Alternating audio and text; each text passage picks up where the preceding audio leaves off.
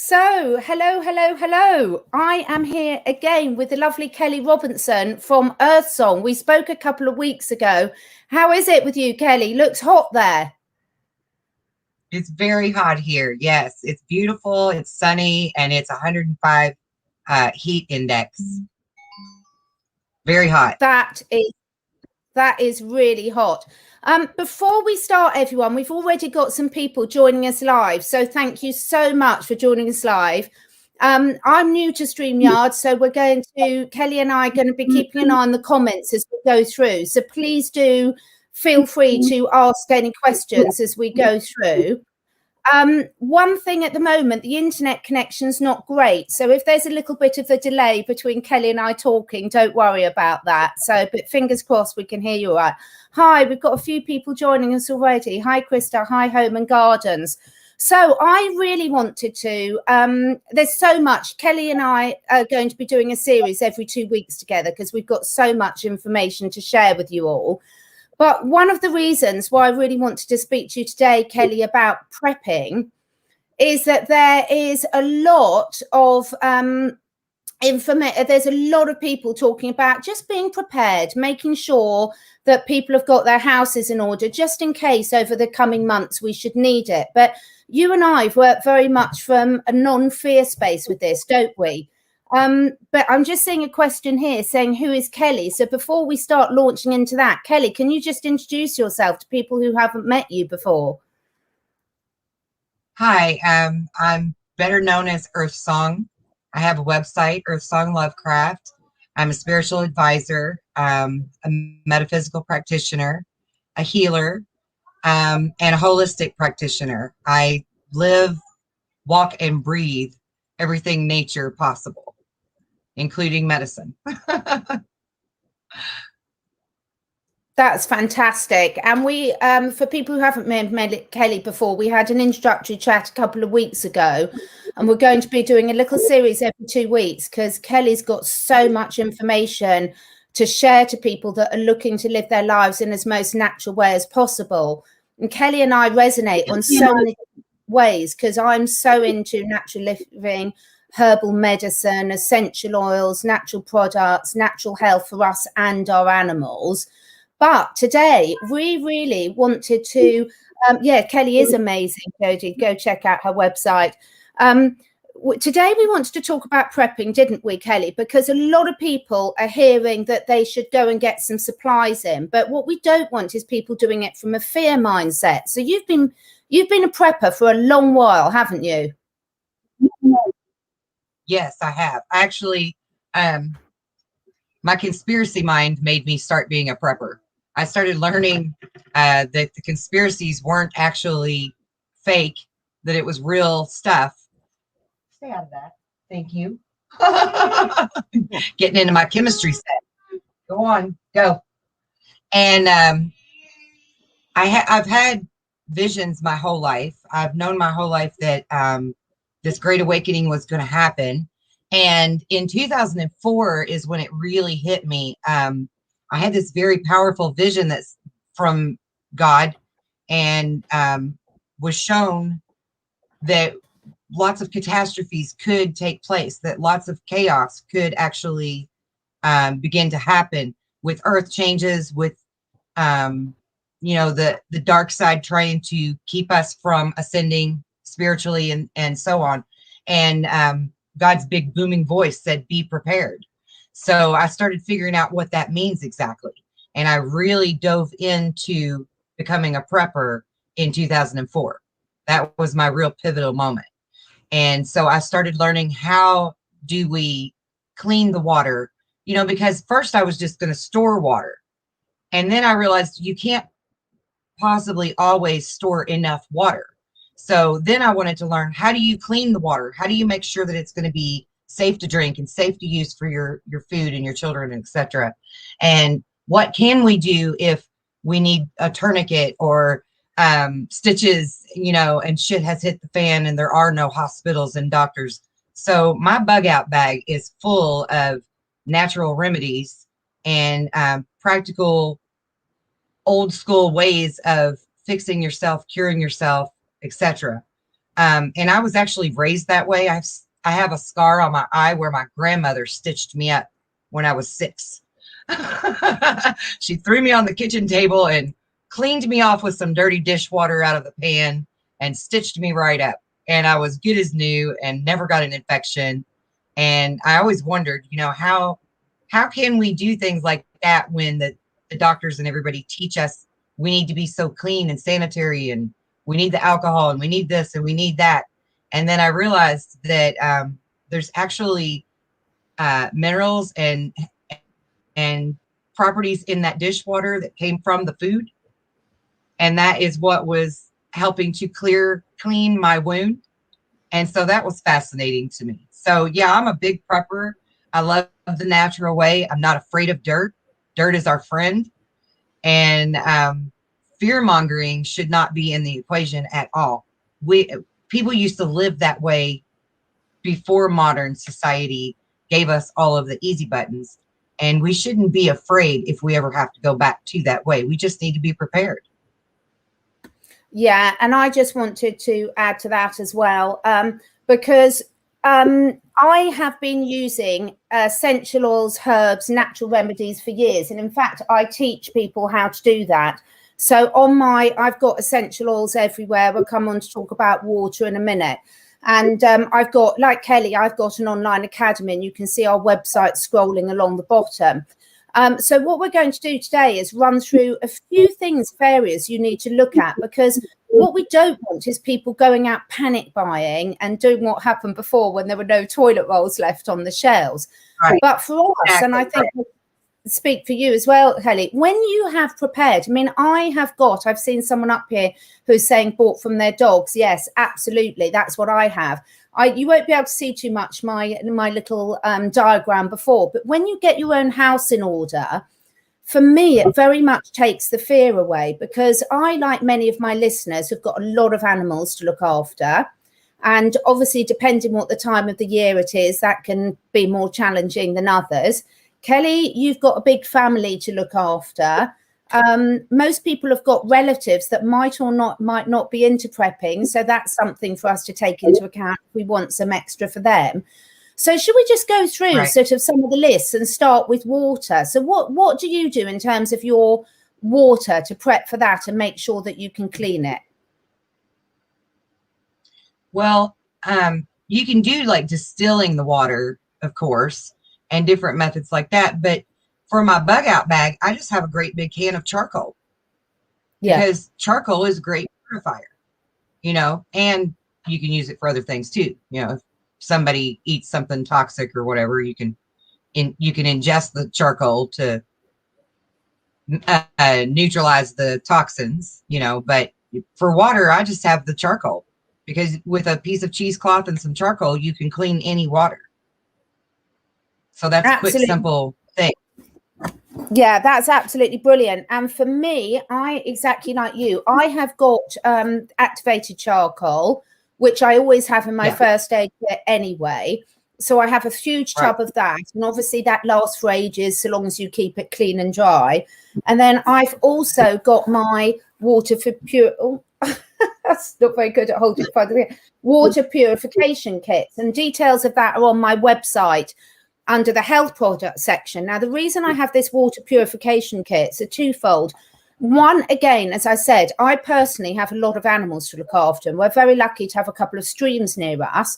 But if I want to use stream water to actually make sure it's safe for all my animals and my humans, then having that is really easy, because you literally just have to add a couple of drops of each solution and you've got safe drinking water.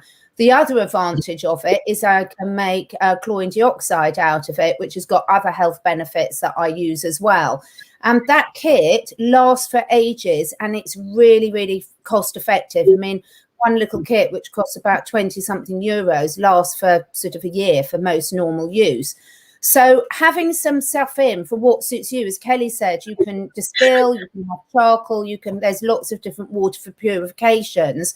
But it's really, really important, just because obviously we all need safe drinking water. Yes. So what about food then. What do you do for food? Because I'm going through the list. Well, you know, a lot of people order those meals and stuff and store those in the rations type things. You know, they're more like the military sealed up stuff. But I don't have that kind of, I mean, like I've got beans and rice and salt and sugar. And those are all stored in canisters that are sealed tight, airtight seals. Bugs can't get in, water can't get in. But really, I don't have a very large stockpile of food because I learned how to live off of the land, and I've learned to be familiar with what's native in my area for food. You know, which plants are safe to eat, which plants are good for medicine, what type of animals are here, what type of what season is safe to eat them in, and why. You know, all of those things are important knowledge that's been lost. I love that. And this is some of the things that you're going to be teaching on some of your courses, aren't you? Because you've already got some up and running, but this is a theme of yours. And I would go for that. I mean, I'm a herbalist and I work with something called zoopharmacognosy, which is animals self-medicating. So for humans and animals, I'm like Kelly. I'm lucky enough to live out in a lovely nature area. So obviously it's easier for us people that don't live in the middle of cities to do this. And so I am very well aware from a human and an animal point of view about which plants in our environment. Now, I don't know them all. I really don't know them all. But I know enough to know that I could go out and forage, and I know, and my children have always known, and the animals know instinctively exactly what they can eat anyway. So that's really good. And one of the things I've done, like Kelly, is I have just got some basic supplies in because we can use on that. And for those of you that know me and follow me for a while, you'll know that I also use some amazing superfood supplements for myself and the animals, because these come in safe storage pots, and you can make sure that you can eat sort of more basic supplies, but also get some really good nutrition into you in a very easy to use form. So, you know, I've got various different things. I've got some wonderful spirulina here. I love spirulina. It is a superfood in its own right. It's very good for cats, dogs, horses, and humans. I haven't tried my guinea pigs on it yet, but that's a good point. I'll try my guinea pigs on it and see if they select it. But there's lots of different ways you can do, again, without panic buying, to make sure that you've got enough supplies just to last a few weeks for yourselves. But also, I'm very passionate about not forgetting about your animals, because, for example, take my horses. 2 of my horses, very fit and healthy. I've got a lot of natural grazing and foraging. I've got heathland around me that I can take them out foraging in addition to my fields. So I'm not worried about them summer or winter. But I've got one old horse that's got no teeth left, and he has to have a hard feed. So what I've done is I've concentrated on making sure that I've got enough feed in for my animals that have got special needs. Similarly, my cats, I'm very happy, could go and hunt for themselves if they needed to. And we've got lots of mice and wildlife and birds around here that they can go and catch if mum's not feeding them. But my dogs are very much dependent on me, and so are my guinea pigs. So basically, that's really, you know, really, really important that you take into account your animals. And what about the rest of your family, Kelly? I mean, when you're doing this, are all your family into this, or do you take into account their needs as well? Well, I have 7 children, but 5 of them are adults now and have children of their own. So I've already taught them how to be preppers on their own. And so they take care of theirs now. But I do want to mention that people that need medications, prepare for that as well. Make sure you have at least a 30-day supply of their medication. And if you cannot obtain the 30-day supply of their medication, then learn what the active ingredients in them are, and make sure you have that on hand and you know how to dispense it to them. Because, for example, some people have epilepsy and they take this medicine that's called Tegretol. The active ingredient in Tegretol is actually belladonna. Now, we know of belladonna as a nightshade plant, as a toxin, a poison, etc. But actually, the berries on it, if you save them and dry them, can be used in place of the Tegretol for epileptics. So learn your learn your root active ingredients, because all man-made medicine has some type of nature at its base, you know, and so learn those things. That's very, very important. Take care of your elderly. Make sure they're going to have their medication. Make sure they're going to have their proper needs. Just like your animals, the elderly have to be thought of also. Anyone with disabilities or special needs, you need to make sure that they're going to have the things that they need, and always be prepared for that, because you never know when a natural disaster could hit your area, first of all. But second of all, we all feel that something is coming. And I don't want us to be fearful of that. I want us to be empowered. I want us to understand that we're creators, and that our thought can make this a much smoother transition and upgrade of ascension than the chaotic way. But to not let the fear in. Be ready, be prepared, be intelligent with this the way that you would anything else in your life. Really take time to be thoughtful about it and plan it. And instead of being fearful and have the anxiety. And remember to breathe. If shit hits the fan all of a sudden for all of us, 1,000 people or better are going to just panic. And those people are going to be dangerous. The ones that panic are going to be dangerous to everybody else. So the least amount of panic that we can have, the better it will be for an outcome for everyone. Remember to breathe. Remember who you are. Have faith in your own judgment and your own intellect, and then move forward accordingly.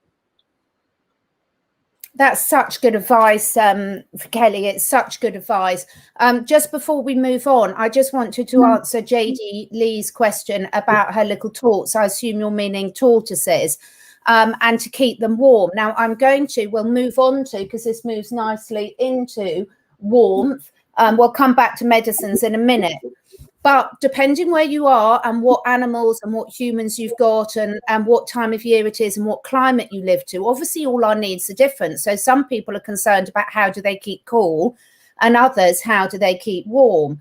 So it's really important to be prepared. Now, I have got guinea pigs that in the UK winter, they live in a little Wendy house outside with a run. But in the UK winter, they need their heat lamps on to keep them nice and dry and warm. So when we've had power cuts in the past, which where I live, we've sometimes had power cuts for up to 3-4 weeks at a time. Personally, then I can't use their electric heat lamps because I haven't got a generator yet. Someone was asking about generator. We'll come on to that, I promise. So because I haven't got a generator, what I have got, you can't see because my bird's then, but can you just see behind me? I've got wood burning stoves. So I've got open fireplaces in my house and wood burning stoves. And what I've got for my guinea pigs, which need to be kept away from the dogs and cats for safety, when we've had power cuts, I've lit the wood burning stove and brought them in here in a very safe pen that I have ready again. So I'm all prepared. So the moment that electricity goes off, I know exactly what to do. So there's no panic. So yeah, JD, with your baby tortoises, it's really important that you keep that online. So one of the things you can do for things like baby tortoises is have a couple of hot water bottles in place. So if you've got a gas stove, which we're going to come on to, you can boil water, you can fill up a hot water bottle to a safe temperature and wrap a blanket over it so there's no danger of your tortoise burning itself. And then you can put that in with them to maintain the heat. And obviously you have to keep doing it, but that works very effectively. And I've got plenty of friends that have done that because I say where I live, we do quite often have electricity cuts when the trees come down in the winter. So I'm quite well prepared for that. And it's always the vulnerable, as Kelly says, that you're most concerned about. My cats, my dogs and horses are fine because the cats and dogs and humans all sleep around the fire in the lounge.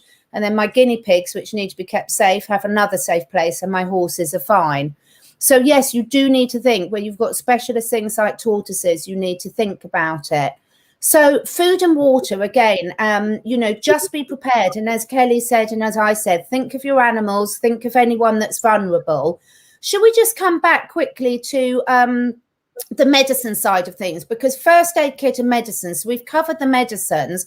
One thing I would say, and this needs planning in advance. So when you can plan in advance, the stress is off. if you've got certain medicines, it's really worth you looking at homeopathic and herbal alternatives in conjunction with an expert.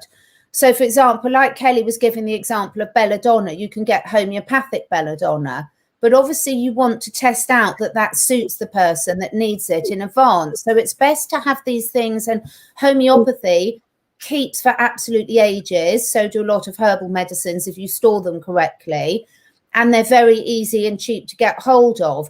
So in advance, being creative, and personally, Kelly, it's so freeing and liberating, isn't it, when you've got all these options? Because when you give yourself a choice, the stress just goes, doesn't it? It really does. Yes. You, I have feedback all of a sudden. Yeah, it gives you the freedom and the liberation that, and the confidence to move forward with whatever might come your way. And someone actually made a comment here, not a fear thing, but it's prudent to have the ability to deal with those panicking people that I had mentioned earlier. And that's very true. You do have to have the right mentality. So I just want to add that to this real quick. You have to have common sense about you and know how to deal with the panicked people, and stay in your place of morals and values as well, best you can. And but yes, to have all of these things prepared, to be ready at a moment's notice, no matter what may come your way, it's a very liberating way to live. I don't worry about what may happen, and I don't have to depend on the government or anybody else to take care of me and mine if something did happen, And so it is very comforting to me as a mother, especially, so that I know that my kids are going to be taken care of. We're going to be able to survive no matter what comes. And I just want to touch real quick on, you were talking about how to keep the animals warm in the winter. Also think about that for your children and your family. Think about having some type of warm winter boots that are a hiking boot if you have to be on the move. Think about coats. Think about hats. Think about gloves. Store those things in. You can get those big plastic bags that comforters come in at Walmart or wherever. Use those to zip up and store your stuff for your, to go with your bug out bag, so that you have those things in case you do have to be on the move, because you really don't know what kind of situation you're going to be faced with. You may not be able to stay in the comforts of your own home. And so for that reason, the medicines that we have in our bug out bag are things that we can take with us if we need to leave. That's why it's a bug out bag, right? Because if you need to get up and go quick, you've got everything ready.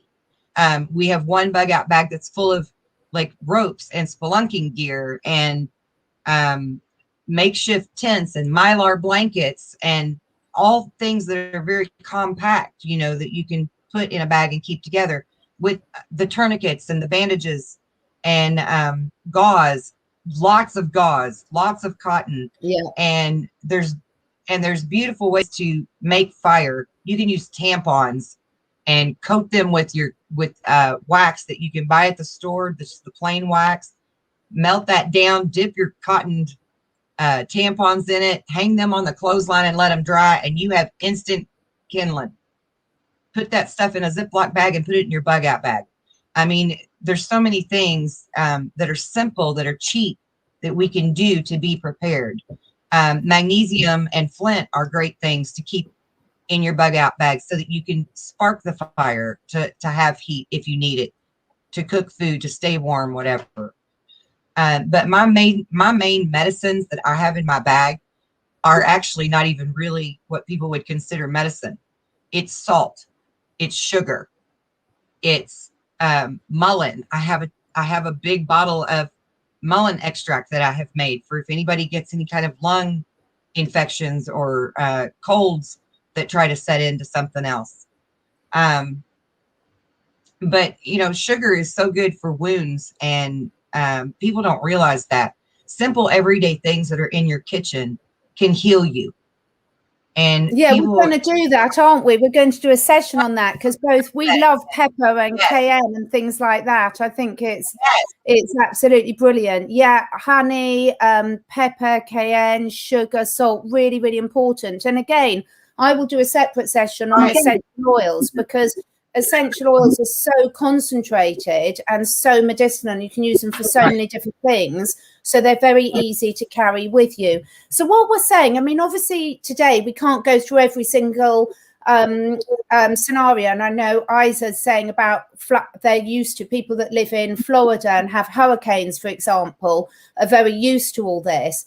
And someone was asking about their cockatoos earlier who need to be kept cool. And that's exactly the type of thing. So when you've got specialist animals or people with specialist needs, you need to be doing your research and looking up ways that you can deal with that, you know, making sure you've got really good shade. So if you haven't got access to ice packs, in the summer I put ice packs in with my guinea pigs, but we've got no electricity, you won't have ice packs.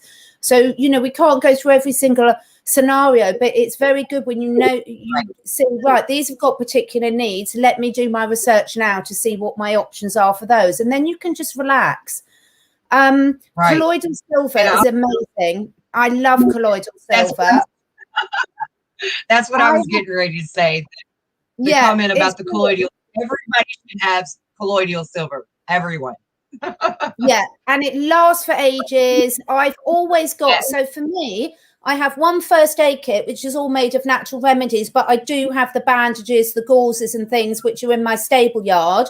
I've got another one that's in the other field that the horses go, and I've got one in the house as well. So there's so many different things, and you're going to have such fun researching all this. You know, Kelly and I will be there to assist as well. But when you start researching it, the beauty is you incorporate all these natural things into your daily life, and it's just fantastic. You know, you can cure so many things with colloidal silver, with basic herbs that you would use in your kitchen, with things that you can forage. You know, I went round to my friend's house for dinner the other night, and she's just rescued, it's beautiful, they've rescued loads of chickens, ducks and sheep, and one of them had a really bad abscess that burst. So I showed them how to go out and pick fresh yarrow and pat the wound with yarrow, which really stems the bleeding, and then to cover it in green clay to put the infection out. Green clay is another one I always have in my first aid kit. Amazing for drawing infections out of wounds. So absolutely, you know, yeah, that's a very good point, JD, about if you need to keep animals cold, one of the ways is to dig. So I have 2 Romanian rescue dogs, and if it's really hot, they will dig themselves holes under bushes and go in there. And it's incredible, just even a foot down, how much cooler the earth is. So that's a very good point, JD. Can see JD's a proper camper here. Yeah. Yes, and it's a good way to store your foods to keep them cool. Also, if you're you know, like when we harvested potatoes in the old days, we would store them in a hole we dug in the ground. We didn't bring them in the house. Yeah, exactly. So one of the things I just wanted to say just before but at the moment on the live stream, we can see the comments from people that are watching us on YouTube, but unfortunately we cannot see the comments on the people that are watching on Facebook. There's something to do with the integration of StreamYard with Facebook where people have to allow it, and I haven't worked that one out yet. So if people on Facebook think we're ignoring you, I'm really, really sorry. If you can, hop along to YouTube. So first aid kits are really important. Now, one of the other things, we've looked at water, food, supplements. Cooking is a really important one, isn't it? So how are you going to cook, heat water, etc.? So if you've got these dry goods in. So talk us through what you do for cooking supplies. For cooking supplies, well, how are you going to cook? So if you've got a gas stove, a portable gas stove. Right. No, I just use good old-fashioned wood and fire. Yeah.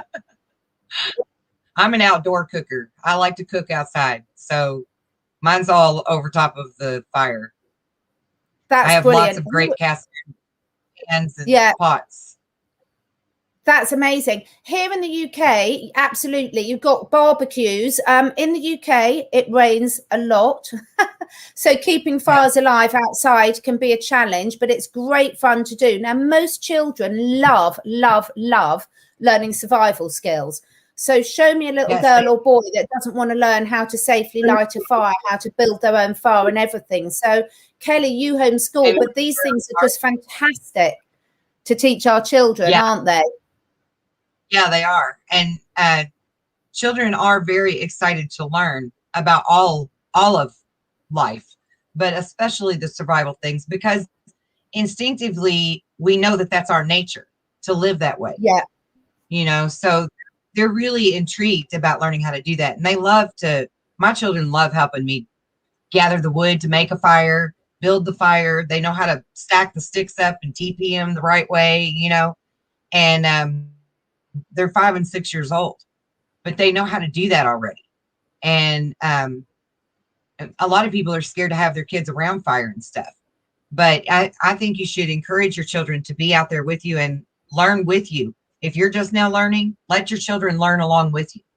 It's okay if you make a mistake. Your kids aren't going to hold it against you.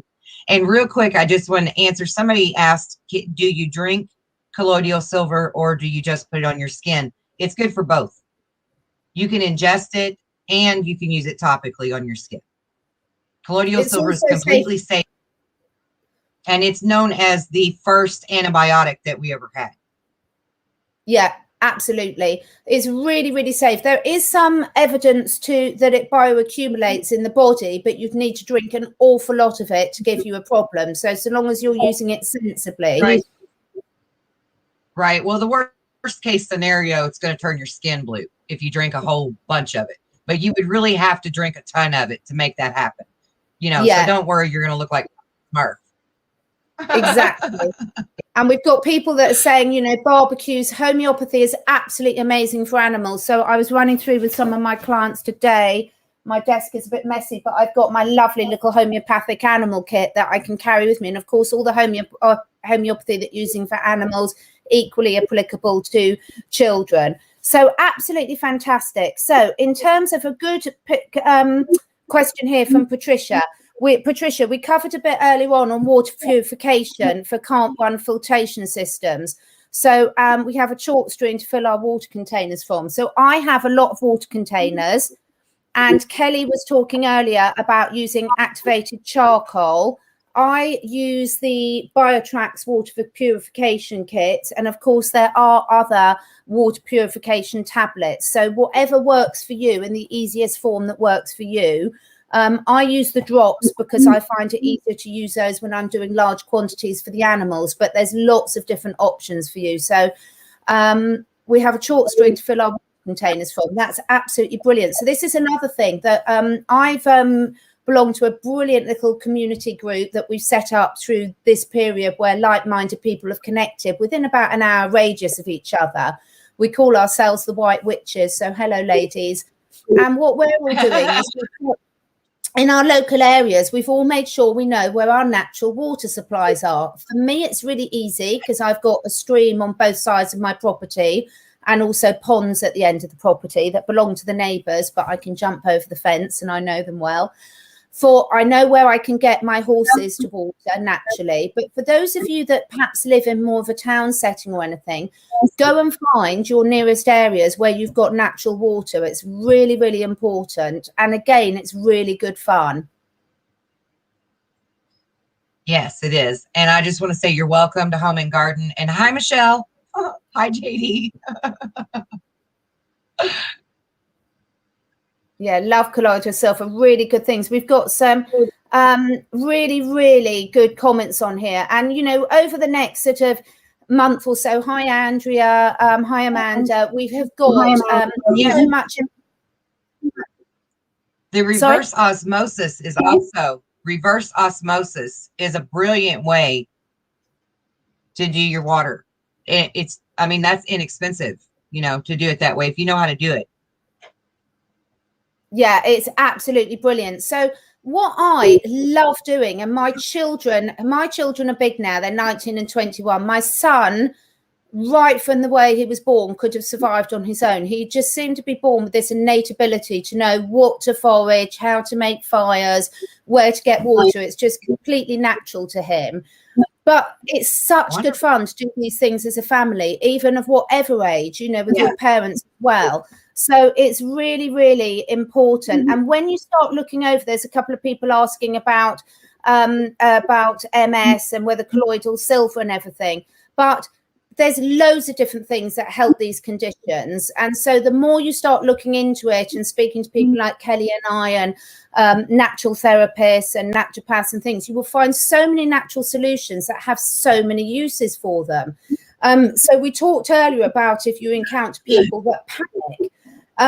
And so one of the things I work with my clients a lot with, particularly if they've got animals with a lot of issues, etc., in all aspects of their lives, is teaching other people really quickly how to control their breathing, because that can really help bring someone out of a panic situation really quickly. Of course, it's not always relevant if they're being dangerous, but weirdly enough, this happened twice to me over the last year, where I came across old people that were having a panic attack from wearing masks in the heat. And I managed to talk them through within a couple of minutes, completely stop their panic attack just by going through the breathing exercises with them. So these are such great skills. You know, it really is.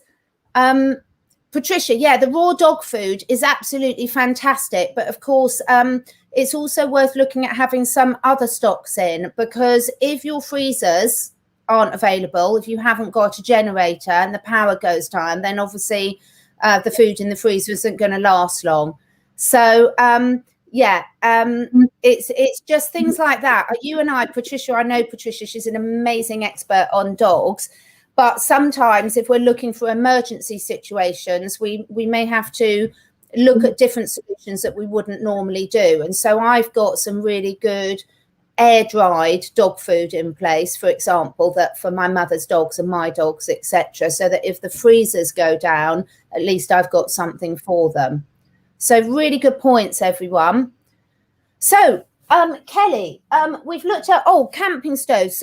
So Kelly's really good and she does it with fire. I'm a bit more, I've got camping stoves, and I've actually bought some extra little camping stoves and gas cylinders. Yeah.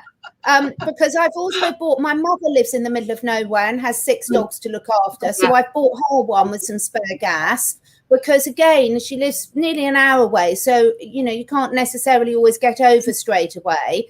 And also I have bought my sister's one, even though they don't want it because they don't believe they're going to need it. I've bought them one anyway. So it made me feel good, and they're never going to go to waste, because we actually love camping and go quite a lot. Patricia, dehydration is a wonderful thing. Again, these things are so great for you to do anyway, because if you're growing your own fruit, you're growing your own vegetables, etc., learning how to dehydrate them is a brilliant storage method, isn't it, Kelly? It is, and it's much preferred over canning, in my opinion. I hate to can. I hate canning. It's a beautiful lost art, and we're going to teach people how to can, but I hate doing it. It's a lot of work. Yeah, absolutely fantastic. I love to dehydrate everything possible. Yeah. When I'm working less, people, I'm going to get in all of this because I love this. Those people that have known me for a while know that my passion is making natural remedies. So like Kelly, I make my own tinctures, my own creams, my own gels and things. I love it. I love working with anything natural. So yeah, I'm manifesting, making more time to get back to that lifestyle. Now, we've looked at warmth and we've looked at calls, and all of you will be in different scenarios. So, you know, just again, think of other people. If you've got old coats and old blankets, keep them warm. As Kelly said, put them in plastic storage, because then you can help other people out if you need to as well. And, you know, you can always find somewhere to store them. So it's really, really worth doing it. And then the other thing is light. So it's really important, particularly if you've got young children, elderly people in the house, of thinking having light can take a lot of fear away, can't it, Kelly? Having what? Light? light. So, for example, if all the electricity goes off and you haven't got a generator, personally, I've got a lot of head torches and batteries in, for example. I've also got candles and candle holders, enclosed ones, because I've got 5 cats. I have to put the candles inside something safe, otherwise they jump up where they are and set light to themselves. So again, if you've got young children, you might want to have what are they called, the candle holders, where lanterns, and things like that, where you can keep the carry on. We have kerosene lanterns. We keep kerosene lanterns around with the, we have a storage full of wick to put back in them. We have large amounts of kerosene to use for them. It doesn't burn much kerosene to have the light on for a few hours at a time. And so we use the kerosene lanterns. I also make my own candles, which is really fun and very rewarding to do. So I'm going to teach a class on that too, how to make your own candles at home. Fantastic. Because it's really easy. And these are all the good things. So, you can see how already with the people and the brilliant suggestions we've got in the chat, how these things are not only great for prepping, but they're great to incorporate into your lives anyway, because it's so satisfying when you do it yourself. This is a really good suggestion from Debbie, that you can have solar yardsticks. So particularly great for people, again, that they've got to go out and find their animals in the pitch dark. So the solar are brilliant. Let's use what nature's given us and really make use of it. It's absolutely fantastic. So, and sharing these ideas. So when you find something that works, share them with everyone that you've got sort of here, because, we don't all have to think of everything. Someone will have a really good idea about light. Someone will have really good about food prep, etc. So share those resources, and then it makes life easier for everyone. And I like the comment about the solar sticks too, because not everyone's going to want to make their own candles. Not everyone can breathe the kerosene that comes from the kerosene lanterns. I love the idea of the solar sticks. Put them outside during the day, let them charge up, bring them in at night. That's a great idea. And they're very cheap. You can get those for like 99 cents a piece at the dollar store or wherever, so they're really cheap and easy to get hold of. And I also love the comment about how if you change earth and heart around, that it's the same word, just different lettering. It really is. And we are getting back in time. I think so many people have realized over the last year the importance of returning to a life that's more in connection with nature. And I have never met a single person that the more they've incorporated that into their life, the more it's transformed it. And we've been brought up to think that modern technology and you've got to have all the latest gadgets. But, you look at certainly the happiest children are the ones that are out playing outside in the woods, etc., or on the beach, wherever you live or anything. So I just love it. I just love the fact that people are coming back and really appreciating these skills now, because not only does it mean we're not all buying plastic stuff from China and transporting it all over the world, it also means we're supporting our local communities. We're using what's near to us, obviously in a responsible way, so you're not over harvesting stuff and ruin the landscaping. But also it's getting you outside, it's grounding you, it's getting you out in the fresh air and everything. So there's so many things that you can really get into and start incorporating into your normal daily life, and then have here for when you need to, if the shit hits the fan, as I like to say. Right. But you're also honoring yourself and what God gave us too, to get back to nature.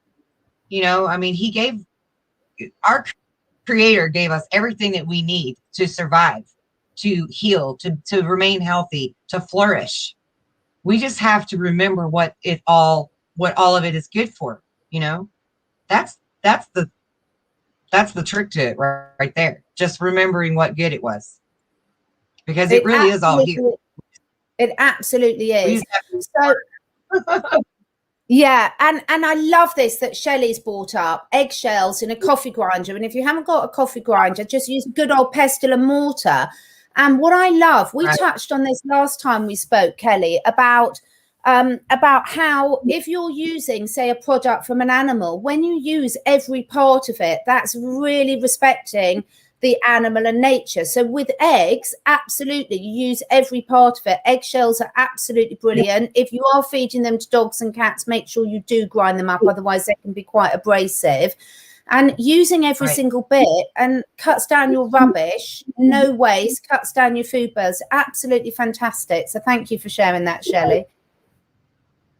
Yeah, that's a great way for us to get our calcium, and that's also a great thing to add to your soil for where you're growing your vegetables and stuff too. Add, composting. I love composting. We don't waste anything. If we tea bags, we compost everything. Grounds. Yeah. One thing composting is great. Yeah. One thing we haven't covered at the moment is communication. So most of us, I keep getting where to put position thing. Most of us are dependent on being able to get on the internet or pick up the phone. So again, having a communication strategy in place in your loved ones, should the internet or the phones go down, it can prevent a lot of stress. So for example, my mother, I've said to her, even though she thinks I'm mad, I've said, look, should the internet and the phones go down, don't worry, within an hour, I'll be with you. So just don't worry. And so having these little plans in place can really help. What do you do on that? Is that an issue for you at all, Kelly? Well, yes and no. We're not so much worried about the communication, much like you have told your mother that you would be with her within an hour. Myself and my children have always had a plan, if they're here or there or wherever and shit hits the fan, to not panic, remain where they're at. I would come and find them. Now that they're adults, they have their own plans in place with their children, and they do their own preparedness ready plans, just like we would teach our children what to do in case of a house fire, or what to do in case of a tornado, or whatever your situation for your area and your environment that you live in. We go through the drills. We practice the drills. We talk about it. We plan it out. That way, if and when it ever happens, everyone is on the same page and they already know ahead of time, okay, this is what's going to go down. And that way, nobody's in fear. Nobody's panicked. Because when you're panicked, you can do some really stupid things. and you can lose each other, So the more prepared you are, then the more apt you're going to all be together and be safe. Yeah, and this is what I would say. So at the moment, probably the thing I get more communication about than anyone is the troubles people are having with their loved ones, because some people believe one thing's happening in the world, other people have got a very different point of view. And so even the subject of talking about prepping can be very controversial, because some members of the family might think you're scaremongering and things like this. Now, for example, take the UK. In the UK, we don't tend to have hurricanes. We don't tend to have these, earthquakes and things like that. We have some, but they're very minor compared to other parts of the world. So if you live in those parts of the world, you tend to be a lot better prepared. But if you live in a part of the world where normally not much happens in terms of forces of nature, you can get quite blasé and not think about these things. So, but I've taken the view, and it's really worked for me so far, is even if other people you're responsible for and loved ones aren't necessarily on the same wavelength as you can still have those communication plans in place. And just tell them, if this should happen, even though you don't think it is, this is what we're going to do, or this is what we can do. And then if that should happen, there's not a panic. So thinking about things like that. Also, if you've got members of the family who are on medication, or animals that have got, or people that have got special needs, make sure somewhere obvious in your house there's written instructions, because should someone else need to take over their care at short notice, most people have got a lot of common sense if the person or animal hasn't got some sort of special needs. But if they have got special needs or they're on medication, then they need to know about that. Right. Yeah. So is there anything else? Sorry, carry on. I love the comment that you put up about the dandelions are not a weed. there are so many things that grow in people's backyards that they think are weeds. And dandelions are actually one of those things that my mother would refer to as a backyard salad. Yes. She would tell me she would hand me a bowl and say, go pick me a salad. And I would pick dandelions and comfrey and plantain and such things and bring them in. And we would make up a vinegar and oil dressing to top it with. And that's what we would eat. You know, that would be our salad. Dandelions are a beautiful, beautiful plant, and they're good for all kinds of things. Absolutely. And it will be one of the things we're covering, because there's so many medicinal properties of dandelions as well. And the roots and the leaves and flower have all got different properties. In my family, as the humans, we're bottom of the list, because the guinea pigs and the horses and the dogs love the dandelions so much. But we do that. One of my other favorites are nettles. Nettles are a true superfood. We have loads of nettles where we grow. Again, it depends on the type of the world, but get to know what grows in your area, and then there's so much you can find out so easily now. Get someone that can show you how to recognize them and what you can use them for, because nettle tea is one of the most nutritious, or nettle soup is one of the most nutritious things you can have, full of vitamin C, full of antioxidants, etc. So it's absolutely brilliant. Tortoise and nettle tea. So we've had lots of other things. Thank you so much for all your kind comments. I love this, and this is why I love speaking to you, Kelly, so much. It's such fun. Is there anything else, because we're sort of coming up to the end of the hour, is there anything else on the prepping side of things that you really want to cover today? I think we just need to use common sense, you know. Just think about it clearly and calmly, and don't panic about it. People, like you were talking about at the beginning of the show, people will panic buy, and then next thing you know, we've got a toilet paper shortage. So just don't go and panic buy things. You know, clearly think about it and really think about the needs for your family. Tailor it and cater it to your family in particular, and only focus on that. Don't worry about all the other kinds of scenarios that are out there, because there's a blue million of them, and they will overwhelm you. So just focus on the things that your family truly, really needs to have to prepare for, and start there. And then if you feel like you want to add something later because of this or that might happen, then great, add that later.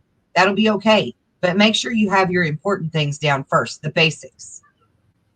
And just be clear, just be calm, just breathe. Because, absolutely. As I was saying. So a couple of last things for me just to finish off. I agree with absolutely everything that Kelly said. Incorporate this into, just start doing it now. It will really, it's also taking your mind off things that you can't change and really focusing on what you can change, which is one of the most important things to living a happy and fulfilling life, is getting you back in contact with nature.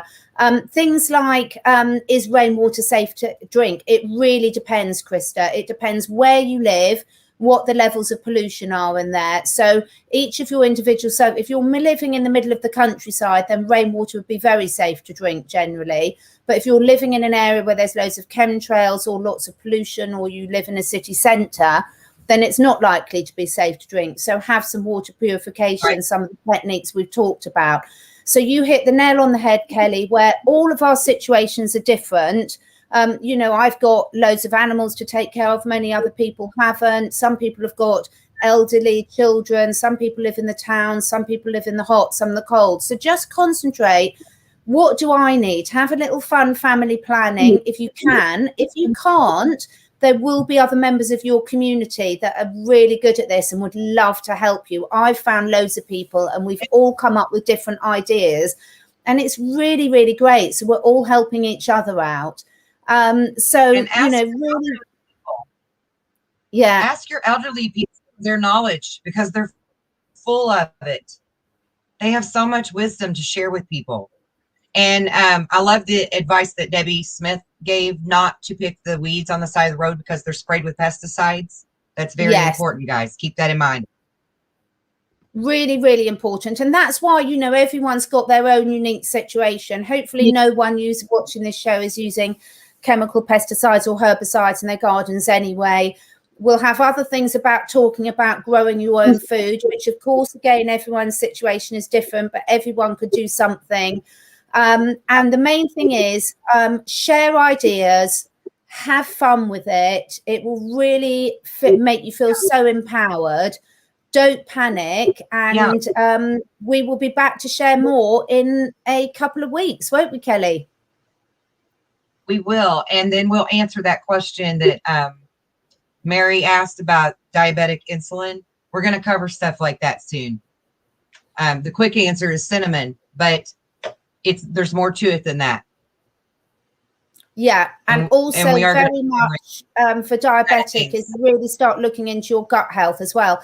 One thing we must say is, Mary, when we can give suggestions of where you look, but obviously legislation wise, we can't give medical advice on anything. So, but we can give you a lot of really good suggestions of things you can be looking at to follow up yourself and see whether it resonates with you. There is so much you can do for diabetic insulin. So yeah, it's really, really exciting. You're going to start on a great new journey of discovery with that. Alkalizing your body and the gut are a really good place to start. And as you said, good old cinnamon. Thank you so much, Kelly. I honestly, absolutely brilliant. I would really, really, really love to thank everyone who's joined us today. Hi guys, I love you. Oh, we really, really appreciate you taking the time to join us. We're really getting better at this. You know, technology is quite new to me, so we're getting better. I'll try and work out how to incorporate the Facebook comments. Feel free, this will go then up on YouTube, so feel free to put comments under there, and both Kelly and I will answer them when we can. And also, once this goes up, I will then put the contact details for Kelly and myself under the video as well. So feel free to contact us with, we really love your suggestions for what your priorities are about what you'd like to hear over the coming weeks. We're very open suggestions because we've both got so much we can talk about. We want to know what's most relevant to all our listeners at this time. Thank you so much, everyone, for your brilliant participation. Yes, thank you.